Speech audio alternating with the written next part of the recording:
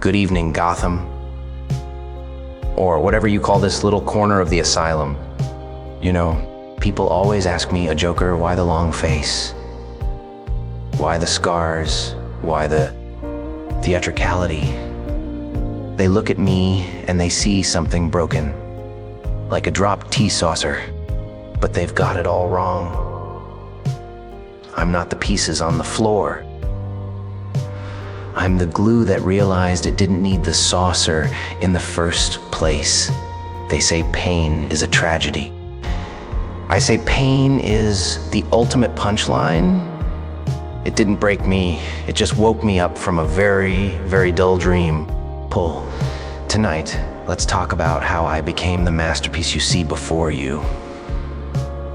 Before the paint, before the laughter, before this glorious chaos, there was a man, a small, shivering, pathetic little creature who believed in the fairy tales they feed you in school. He was a nobody, a ghost in a cheap suit. These civilized people, sweating through his shirt while he tried to follow every single one of your suffocating little rules. He actually believed that if he played nice, if he kept his head down and his mouth shut, the world would eventually reach out and pat him on the head.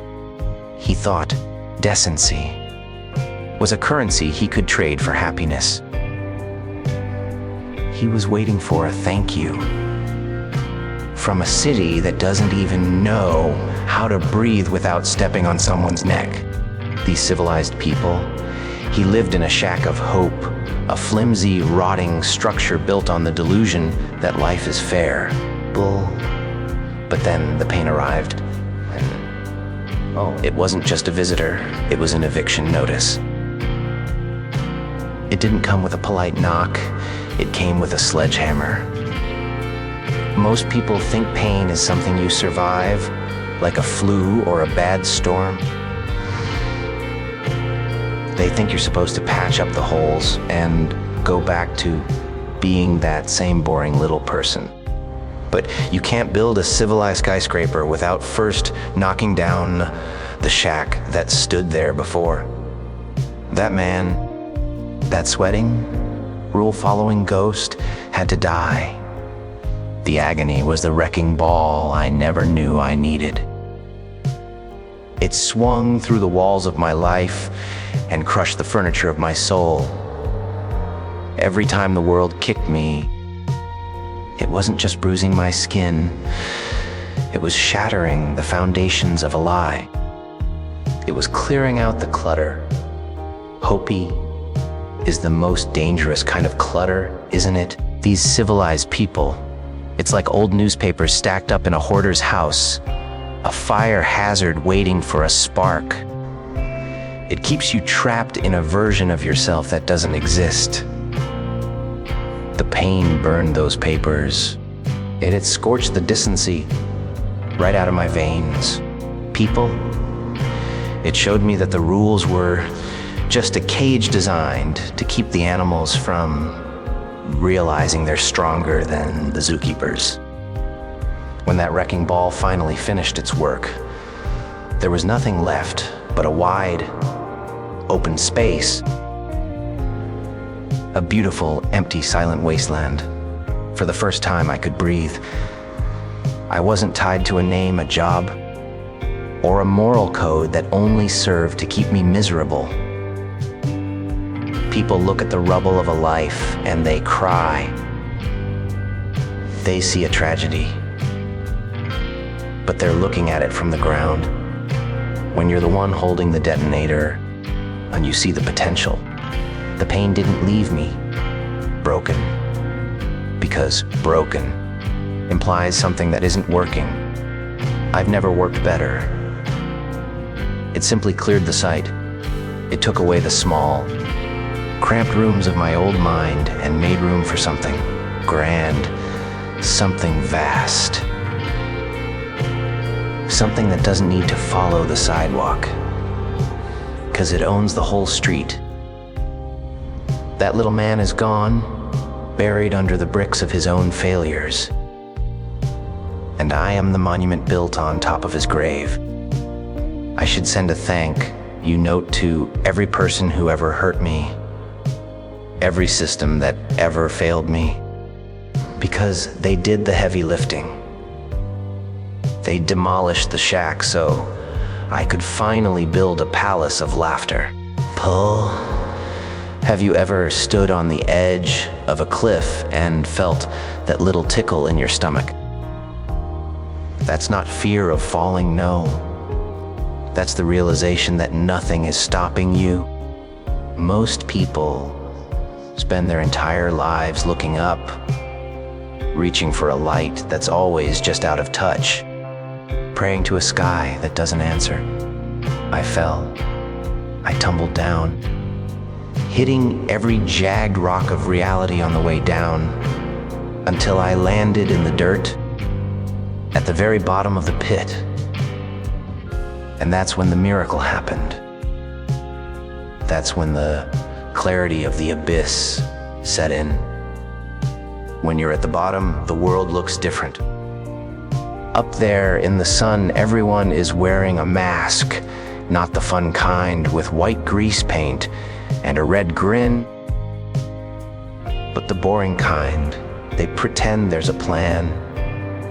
They pretend that if they're good people, the universe will reward them.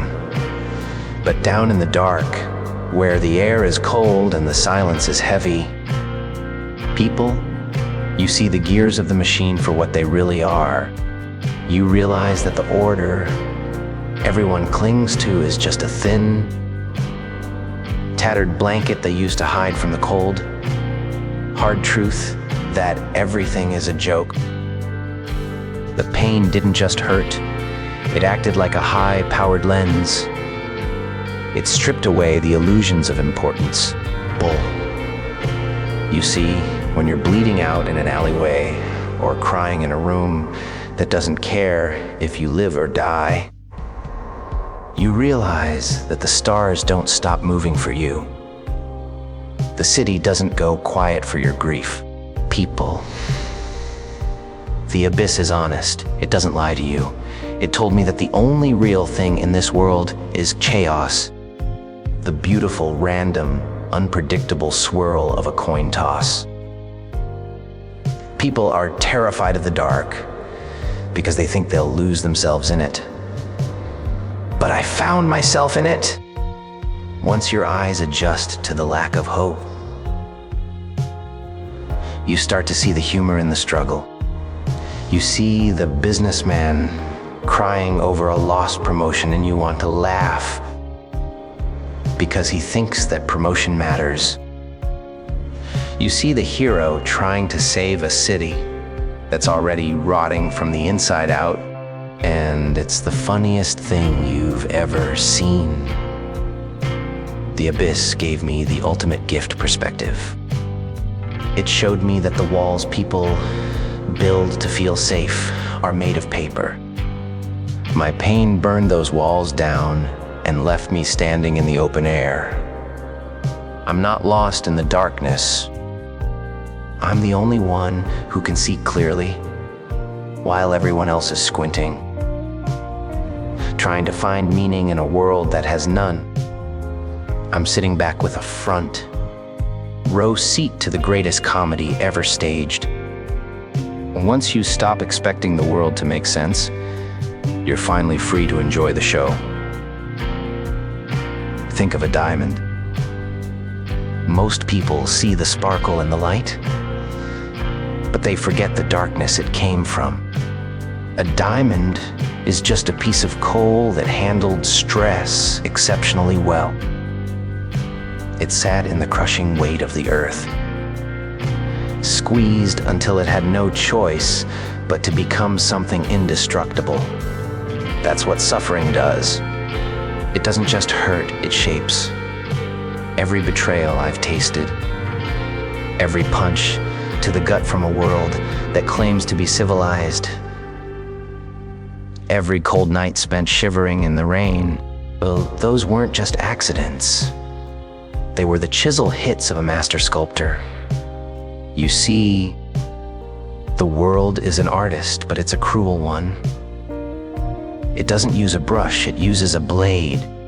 It carves away the soft parts of you, the parts that care about mercy or fairness, until all that's left is the jagged, hardened core.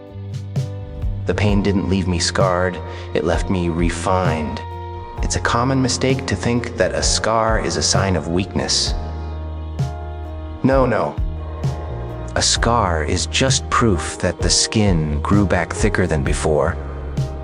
I look at these marks, the physical ones, the mental ones, and I don't see tragedies. I see the places where the sculptor's hand was most steady. He was cutting away the victim. He was slicing through the nobody who wanted to be liked. He was carving out the villain. Though let's be honest, I prefer the term artist. Pain is a wonderful teacher, but its lessons are very, very loud. It screams at you until you finally listen. It taught me the most important lesson of all, that I don't need anyone's permission to be exactly who I am. It took away my need for validation and replaced it with a spine of steel. People, when you've been through the fire, you don't fear the match. People, you realize that the very things that were meant to destroy you actually gave you your edge. They sharpened you. They turned a dull people, blunt instrument into a razor, thin blade that can cut through the fabric of society without even trying. I'm a masterpiece of misery, a statue of pure, unadulterated truth. The world tried to break me, but it only ended up polishing me. Now, I'm the one holding the chisel. And let me tell you, Gotham is looking a little unfinished lately, don't you think? Everyone thinks they're so stable, so sane. They wake up, they put on their little ties, they kiss their wives, and they tell themselves they're good people. They think there's a massive canyon between me and them. But I've seen the map, and let me tell you, that canyon is just a crack in the sidewalk. All it takes is one little push, one moment of unbearable, agonizing, soul-crushing pain to show you that the world isn't a library, it's a circus. I had my bad day, you know the one.